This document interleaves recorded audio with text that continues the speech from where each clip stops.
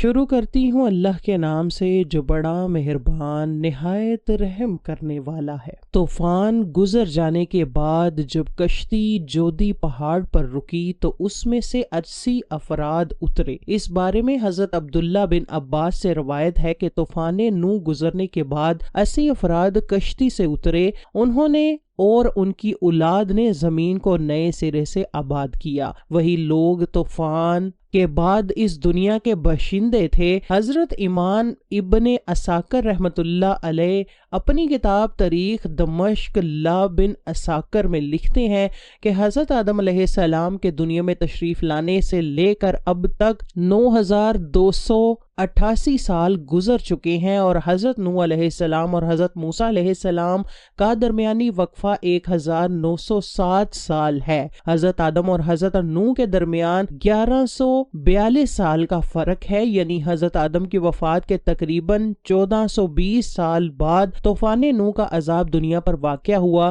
جب یہ 80 لوگ کشتی سے اترے تو یہ شروع میں بابل کے ارد گرد آباد ہوئے، اور وہاں انہوں نے ایک بازار بھی قائم کیا جس کو سوق شمانین یعنی 80 افراد کا بازار کہا جانے لگا۔ شروع میں یہ مختلف زبانیں بولتے تھے، پھر اللہ پاک نے ان پر کرم کیا اور ان کو ایک نئی زبان عربی سے متعارف کروا دیا۔ حضرت نوح کی اولاد کے بارے میں 2 روایات پائی جاتی ہیں۔ پہلی روایت یہ ہے کہ طوفان نوح سے قبل حضرت نوح کی کوئی اولاد ہی نہ تھی، جبکہ دوسری روایت ہے جو کہ کافی مستند ہے کہ طوفان نوح سے حضرت نوح علیہ السلام کی اولاد موجود تھی، جبکہ ان کے بیٹے سام کی عمر 98 برس تھی۔ یہ یاد رہے کہ طوفان نوح میں تمام انسانیت کو اللہ پاک نے ہلاک کر دیا تھا، سوائے ان 80 لوگوں کے جو کہ حضرت نوح علیہ السلام پر ایمان لائے اور کشتی میں سوار ہوئے۔ آج یہ ساری دنیا نسل نوح علیہ السلام ہی کی مانی جاتی ہے۔ اللہ پاک قرآن پاک میں فرماتا ہے، اور ہم نے اس کی اولاد کو باقی رکھا۔ حضرت ابن عباس سے روایت ہے کہ حضرت نوح کے 4 بیٹے پیدا ہوئے تھے، سام، بام، یافس اور کنان۔ حضرت سام کی اولاد سفید اور گندمی رنگ کی پیدا ہوئی، حضرت بام کی اولاد کالی پیدا ہوئی، تیسرے بیٹے حضرت یافس کی اولاد سرخی مائل پیدا ہوئی، اور چوتھا بیٹا کنان تھا جو کہ طوفان نوح میں ہی غرق ہوا تھا۔ حضرت ابو قتادہ سے روایت ہے کہ تمام انسان حضرت نوح علیہ السلام کی ہی اولاد ہیں، چنانچہ یہ 80 افراد کی اولاد بڑھتے بڑھتے 1 لاکھ تک پہنچ گئی، اور انہوں نے بابل کو اپنا مسکن بنا لیا۔ جبکہ تنگ پڑنے لگی تو یہ لوگ دوسرے علاقوں کی طرف بھی ہجرت کرنے لگ گئے۔ حضرت نوح علیہ السلام کے بیٹے کا ذکر جو ہم پہلے بھی کر چکے ہیں، آپ کو بتاتے چلیں کہ سام کو ایشیا، حام کو افریقہ اور یافس کو یورپ کا جد امجد کہا جاتا ہے۔ اس بات کو تاریخ کی تقریباً تمام کتب میں بیان کیا گیا ہے، یہاں تک کہ مغربی تاریخ دان بھی اس کو مانتے ہیں کہ اس وقت جو ہم دنیا میں موجود اقوام تھیں سب کی سب حضرت نوح کے انہی 3 بیٹوں کی اولاد سے ہیں۔ حضرت نوح علیہ السلام کے تینوں بیٹوں میں سے حضرت سام کو یہ اعزاز حاصل ہوا کہ طوفان نوح کے بعد آنے والے تمام انبیاء انہی کی نسل سے تھے۔ آئیے دوستو سب سے پہلے حضرت نوح علیہ السلام کے بیٹے حضرت سام کی اولاد کا ذکر کرتے ہیں۔ حضرت سام کے بیٹوں کی تعداد تاریخ کی کتابوں میں متفقہ 11 بیان کی گئی ہے، جن کے نام ایلام، کہتان، اسور، عاد، کتبہ، ارفکسد، نود، کہ، یود، ارشد اور ارام بیان ہوتے ہیں۔ ان میں سے ارام کے 4 بیٹے تھے جن کے نام اوز، جتر، ہول اور حز تھے۔ جتر کے بیٹے کا نام سمود تھا، یہی حضرت صالح علیہ السلام تھے اور آپ قوم عاد کے پیغمبر تھے۔ اوز کے 2 بیٹے تھے، ان میں سے ایک کا نام عاد اور دوسرے کا نام ابیل تھا۔ عاد سے ہی قوم عاد وجود میں آئی۔ ابیل کے بیٹے یسرب نے ایک بستی آباد کی تھی جو اس کے نام کی مناسبت سے یسرب مشہور ہوئی، لیکن جب نبی مکرم حضرت محمد صلی اللہ علیہ وسلم نے مکہ سے یسرب ہجرت کی تو ان کا نام مدینہ منورہ رکھ دیا گیا۔ سام کے بیٹوں میں سے ارام کے علاوہ صرف ارفکسد کی اولاد کا تذکرہ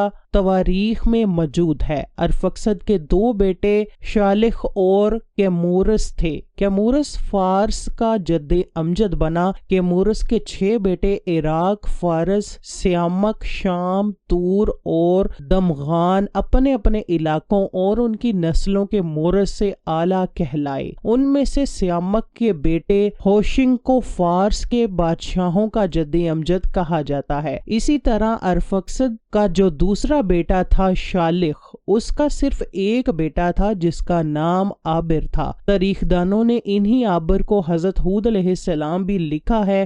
جتر کے بیٹے سمود جو حضرت صالح علیہ السلام تھے، ان کے 2 بیٹے تھے، ایک کا نام فلج تھا اور دوسرے کا نام یکتان تھا۔ فلج حضرت ابراہیم علیہ السلام کے جد امجد ہیں، جبکہ یکتان کے 12 بیٹے تھے اور وہ سارے عرب میں آباد ہوئے اور انہی کی اولاد عرب ممالک میں پھیلی۔ یہ تھی حضرت نوح علیہ السلام کے پہلے بیٹے سام کی اولاد۔ اب حضرت نوح علیہ السلام کے دوسرے بیٹے حام کی اولاد کی تفصیل آپ کو بتاتے ہیں۔ حضرت حام کے 10 بیٹے تھے، ان کے نام اکوش، حبش، نام، بویا، فوت، افرنج، سندھ، کنعان، ہرمز، مصر اور ہند تھے۔ ان میں سندھ کی اولاد نے سندھ، کنعان کی اولاد نے کنعان یعنی شام، مصر کی اولاد نے مصر، حبش کی اولاد نے حبشہ اور ہند کی اولاد نے ہند کو آباد کیا۔ اسی طرح سے مصر کو مصریوں کا جد امجد کہا جاتا ہے۔ اس کے بیٹوں کے نام بودمی، اناسی،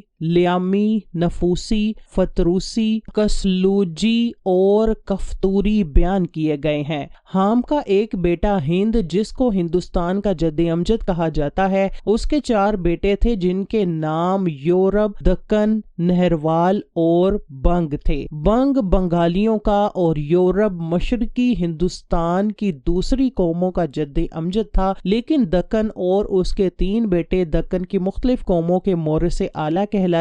اب بات کرتے ہیں حضرت نوح علیہ السلام کے تیسرے بیٹے یافس کی۔ حضرت یافس کے 10 بیٹے تھے جن کے نام بالترتیب اردیس، ترک، ہمبر، چین، مادی، ماجوج، یادان، توبل، مسک اور تیراز ہیں۔ چینی عوام حضرت یافس کے بیٹے چین کی اولاد ہیں۔ ترک کی اولاد نے ترکستان کی ریاستیں آباد کی۔ مسلک اور توبل نے روس کو آباد کیا۔ ابھی روس میں یہ 2 شہر موجود ہیں۔ اللہ اکبر! دیکھیے میرے اللہ کی شان، کیسے حضرت آدم علیہ السلام نے انسانوں کی ابتدا کی اور پھر طوفان نوح میں ایک دفعہ انسانوں کو ختم کیا، اور کس طرح پھر دوبارہ طوفان نوح کے بعد کروڑوں انسانوں کو پیدا کر دیا۔ بے شک زمین و آسمان بلکہ اس پوری کائنات کا اللہ ہی خالق و مالک ہے۔ ہمارے لیے کتنی شرم کی بات ہے کہ ایک ہی جد امجد ہونے کے باوجود ہم ایک دوسرے کی جان کے دشمن بنے ہوئے ہیں۔ اللہ پاک ہم سب کو ہدایت اور بھائی چارہ عطا فرمائے۔